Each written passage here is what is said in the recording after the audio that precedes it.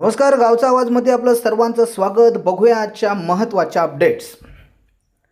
नांदेड जिल्ह्यातील मुखेड तालुक्याला अतिमुसळधार पावसाचा फटका. पुराच्या पाण्यात 50 पेक्षा जास्त म्हशींचा मृत्यू. संततधार पावसाने 6 गावांचा संपर्क तुटला असून NDRFच्या पथकाकडून मदत कार्य सुरू आहे.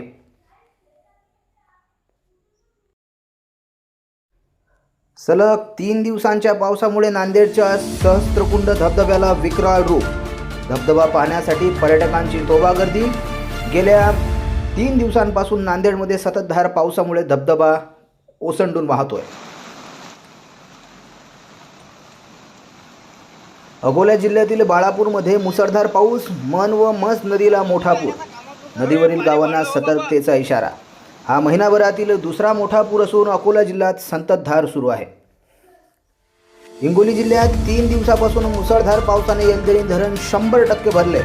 धरणाचे सर्व दरवाजे उघडले. नदीकाठच्या गावांना सरकारचा सतर्कतेचा इशारा. आणि बुलढाणा जिल्ह्यातील मेहकरमध्ये महिनाभरातील तिसऱ्यांदा ढगफुटी सदृश्य पाऊस. देऊळगाव साखरच्या जवळील उतावळे धरण भरले. गावातील सखल भागातही पुराचा वेढा. तर ह्या होत्या आमच्या महत्त्वाच्या बातम्या. बघत रहा आमचा गावचा आवाज.